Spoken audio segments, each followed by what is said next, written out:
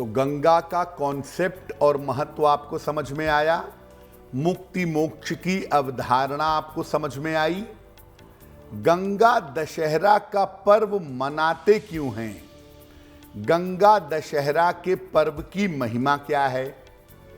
देखिए, गंगा दशहरा का पर्व मनाते हैं ज्येष्ठ शुक्ल पक्ष की दशमी तिथि को। ज्येष्ठ का महीना गर्मी का महीना, और इस महीने में आपको जल का और नदियों का मूल्य समझ में आए। गर्मियों में पानी का, नदियों का मूल्य ज्यादा समझ में आता है। ये आपको समझ में आए, इसीलिए ज्येष्ठ में निर्जला एकादशी भी मनाते हैं और गंगा दशहरा भी मनाते हैं।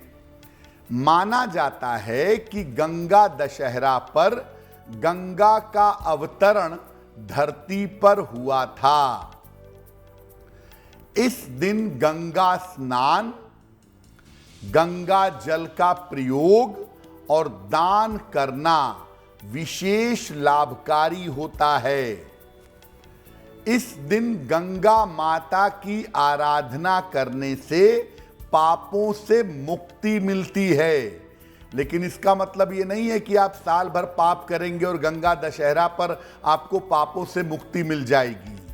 मुक्ति मिलने का मार्ग ये है कि भविष्य में वो गलतियां ना की जाएं, वो पाप ना किए जाएं। और गंगा दशहरा पर जब आप वास्तव में गंगा और भगवान शिव का मूल्य समझ करके साधना करते हैं, उपासना करते हैं, तो आपको मुक्ति और मोक्ष का लाभ मिलता है। इस बार गंगा दशहरा का जो अवसर है वो 16 जून को है, जिसका पालन हम सबको अपने हृदय से अवश्य करना चाहिए। गंगा दशहरा का पूजा विधान क्या है? कैसे पूजा करेंगे? किसी पवित्र नदी में या गंगा नदी में स्नान करिएगा। घी में चुपड़े हुए तिल के कुछ दाने और गुड़ या तो जल में डालिएगा जरा सा, या पीपल के पेड़ के नीचे रख दीजिएगा। इसके बाद माता गंगा का ध्यान करके उनकी पूजा करिएगा। मगरमच्छ के ऊपर माता गंगा बैठी हैं, उनके हाथ में अमृत का कलश है, आशीर्वाद दे रही हैं, श्वेत वस्त्रों में विद्यमान हैं। इस प्रकार से उनका ध्यान करके उनकी पूजा करिए, उनके मंत्रों का जप करिए।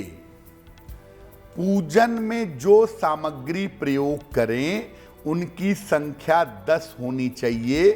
10 तरह के फल, 10 तरह के फूल, 10 तरह की मिठाई, या एक ही फूल हो 10 हो संख्या में, या एक ही मिठाई हो 10 हो संख्या में।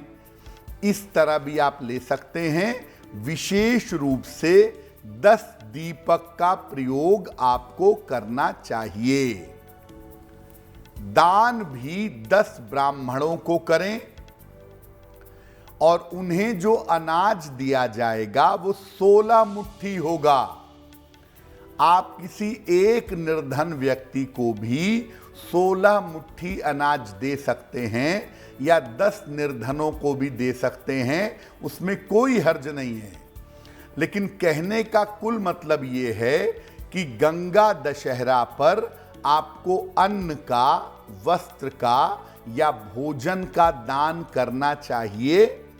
पवित्र नदी में स्नान करके दीप दान भी करना चाहिए, जो आपके लिए बहुत बेहतर होगा।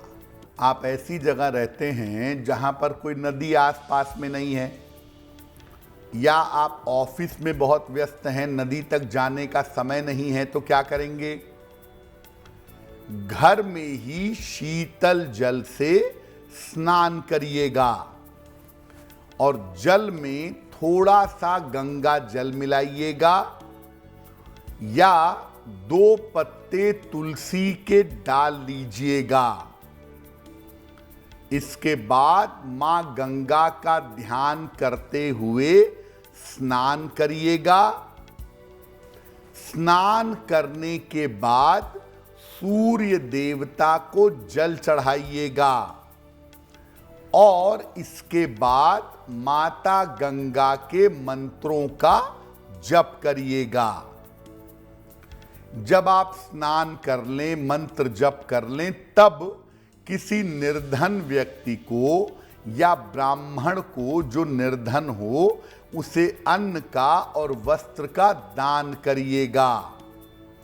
गंगा दशहरा पर स्नान, ध्यान और दान, इन 3 चीजों का विशेष महत्व है।